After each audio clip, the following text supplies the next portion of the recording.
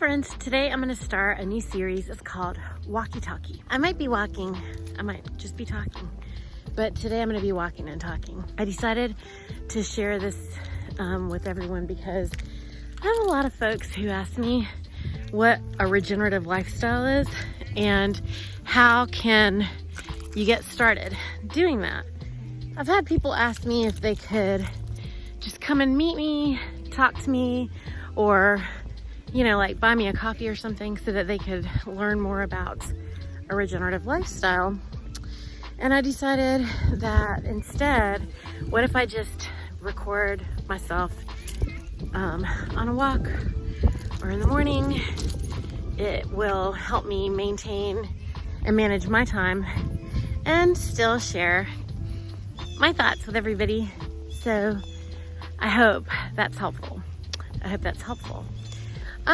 Okay, so what is a regenerative lifestyle? A regenerative lifestyle is when you are really trying to do everything that you can to be as conscious as an eater. And I don't want to call us consumers. I want to get away from this label of consumers. The consumerism movement is something that was started by the corporatocracy that essentially it's a dehumanizing label, for one thing. I'm not just a machine that's consuming things. Although I think that it's nice for them to refer to people that way because it basically, I don't know, I find it insulting. It's kind of like saying we don't have a thought or a care about what we're doing. We're just basically giving people money all the time for things that, I guess we don't even really need any of that stuff. Some of it, I'm sure we need it. Some of it, I'm sure we're using it. I'm sure we're wanting it. I guess wanting and needing is two different things. That's a different show. We're not gonna, I don't try to tell people how to prioritize what it is that they want or should have. I think that we're all creators and we should honor our desires. I think a lot of the times our desires are inspired. They're inspired by God. They're inspired by what it is that would actually be a better solution for us. So I don't want us to deny ourselves desires. I know that's the training. The training is that you can't have everything you want. And I would like to change that paradigm. You can have anything you want. You can have everything you want. We're creators.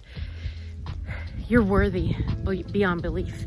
And I think that instead of saying that you can't have everything you want, how about why don't we try to be more conscious about where the things are coming from? Let's be a little bit more deliberate and intentional about what it is that we're getting and what we're using it for. I think that's better. Let's try to say that, okay, let's talk about regenerative lifestyles in terms of health, right? So you can't gain health if what you're putting in your body is a chemistry project or equivalent to that, or something that's not living. I wrote a book, right? It's called Farm to Fork Meat, Regenerating Life-Giving Force. # get out of the grocery store. It was hard for me to come up with a title because Farm to Fork Meat, that's the nonprofit aspect of what I'm doing. Farm to Fork Meat Riot, actually. Farm to Fork meat riot. It's a meat riot because, you know, if you understand what's going on with the way that livestock is being raised these days, then you should not be happy. And I don't mean to not be happy because you're killing the animals. I don't want anybody to be happy because you're supposed to stop eating the animals. How about, can we just agree that the livestock needs to be honored as for the sacrifice the livestock is making to nourish our bodies? But we're not supposed to feel any sort of guilt for extending the life of these livestock. I mean, I don't think what people don't, I know, I just said extending the lives. Did you know that most livestock beasts, we're talking about chickens, turkeys, cows, hogs, their life in the wild would not be anything, it wouldn't be as close to being as long as it is when it is in the care of and husbandry of regenerative farmers and ranchers. Think about it, like a chicken. I mean, I would say 99% of chickens would never even be hatched. They wouldn't. They would be eaten as eggs before they're even hatched. And the ones that are able to be hatched would not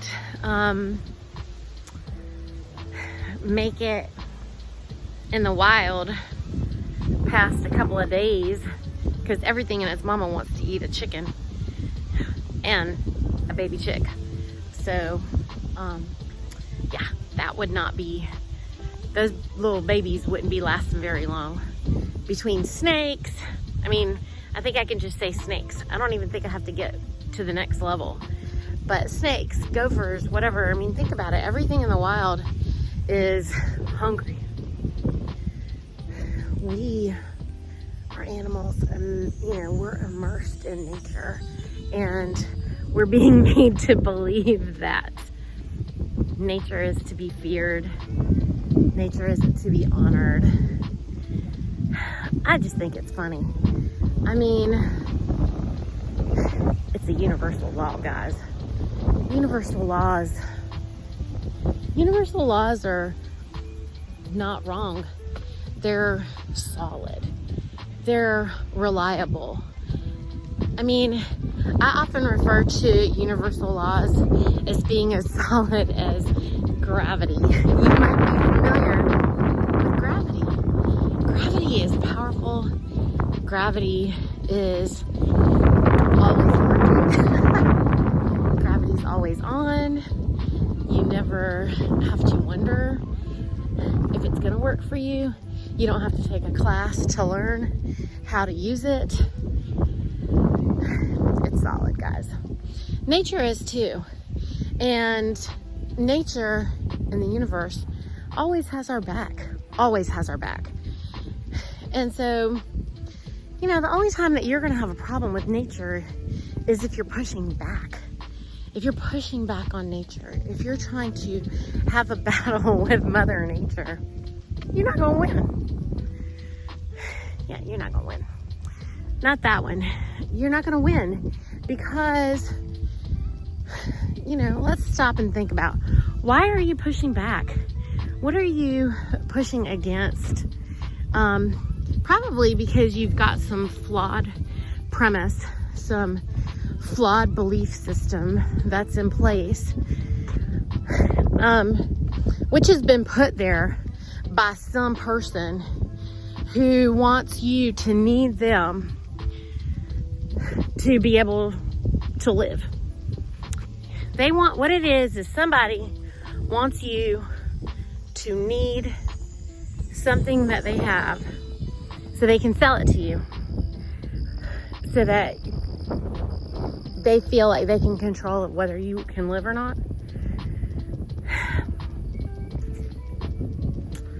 That's not a good idea. That isn't the way. So then you have all these other folks that are like, well, let's just be on our own. Be on our own. Take care of ourselves. I agree. Everybody should take responsibility. But I don't really want to be alone. I don't want to live by myself. I don't want to be secluded somewhere. I love to hang out with people and be a part of a tribe. And honestly, I'm pretty confident that's what nature intends for us too. Like, I don't think that nature is ever saying, oh, yeah, you go live over there and you go live over there and you go hide under that rock. No, that is not the way it is. Also, nature provides for us everything that we need. Also, I don't know if you guys have ever just been in a situation where you were really not having a good time in life and you were trying to figure out what to do. What to do? What is the solution? What is the solution? Did you ever just go outside and just yell to the universe, what is going on? What do I have to do? How can I make this better? How can we fix this? How can we make this better?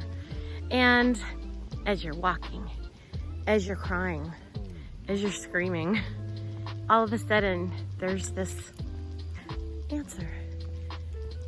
You get a kind of a inspiration that comes to you and it says, come this way, come this way. And then you do, and you're like, there's the answer. There's a solution. You know, I think a lot of times if you allow nature to speak to you, you know, your God force, if you quiet yourself and just hush and relax for a minute, then you would find that nature, God, our, you know, inner beings, our superior life force, power, infinite intelligence is just flowing to us and through us all the time. It's providing us with solutions. It's providing us with answers all the time, all the time. You just gotta be quiet and just like let the answers flow in. For me, that happened when our daughter died. When Mina died, then I was just feeling very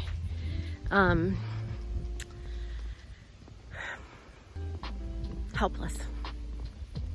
I was helpless. I felt foolish. I guess I was angry, but I think I was more angry about the fact that I wasn't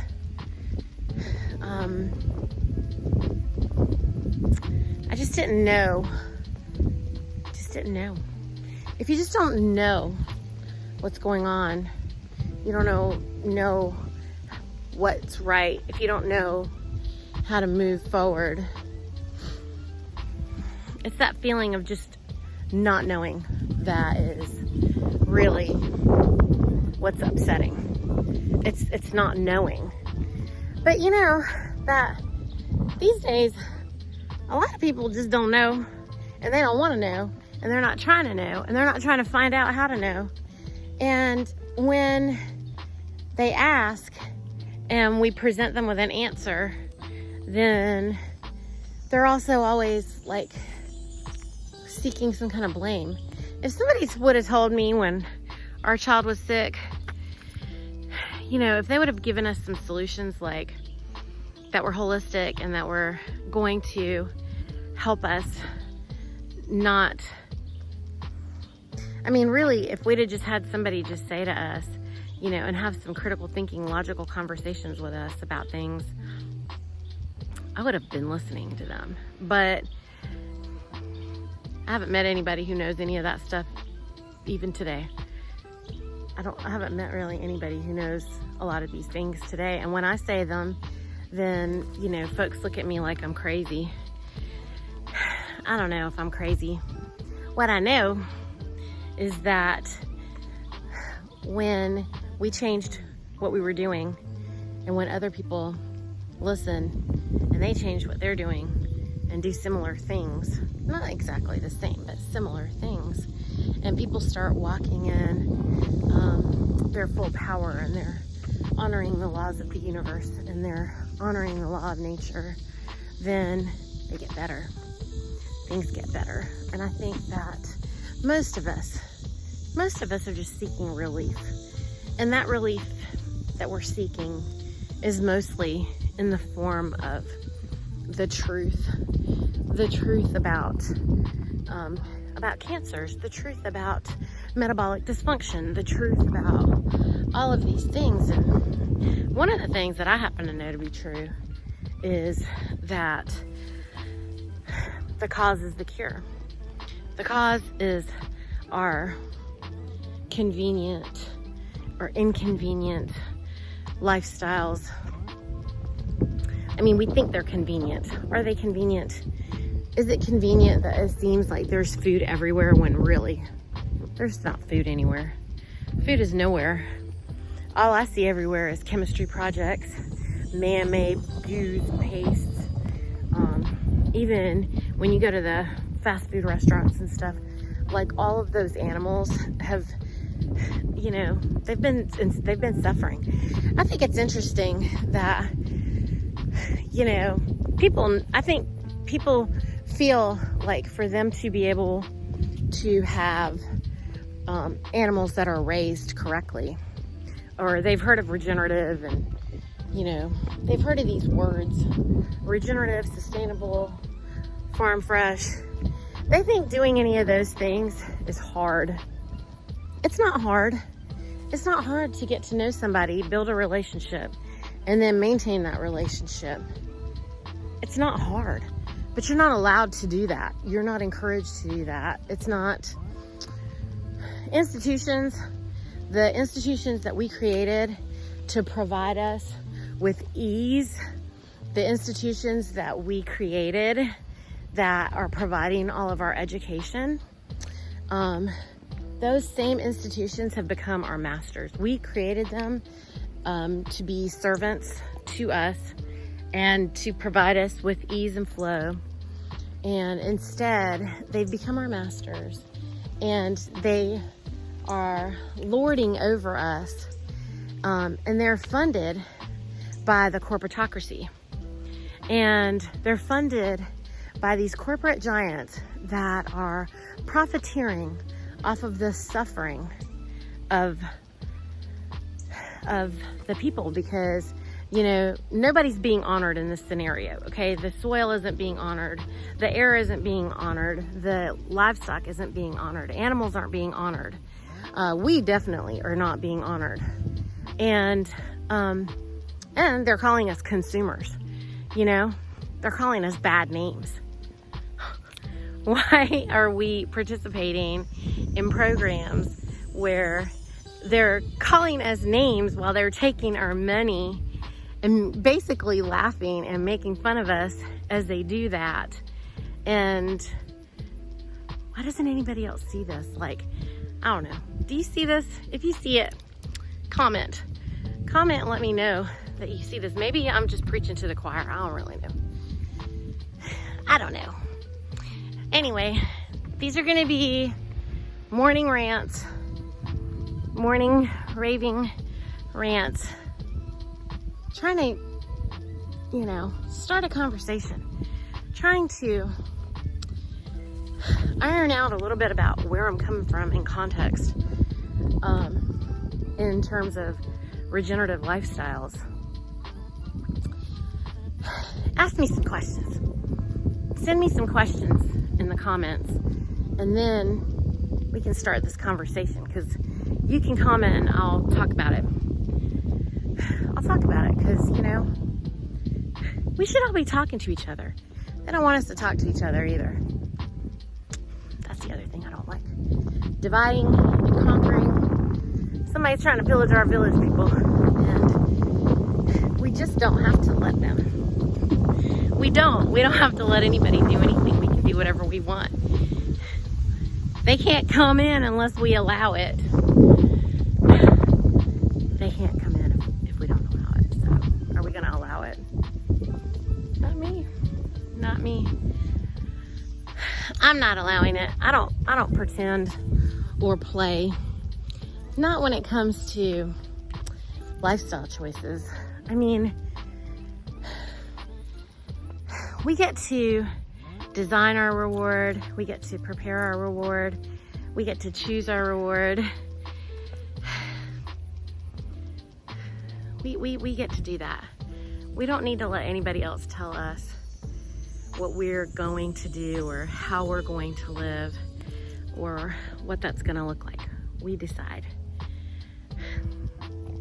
Let's be a little bit more intentional. Let's be a little bit more deliberate. You could start by taking a walk. Walk it off. Think about it. And then write down the first 3 or 4 things that you think about afterwards and share some of them with me. Let's talk about it. I'm gonna try to do this every day. I don't know if I'm always gonna be walking. I'm gonna be talking. It's gonna be walkie-talkie. Have a blessed day, everybody.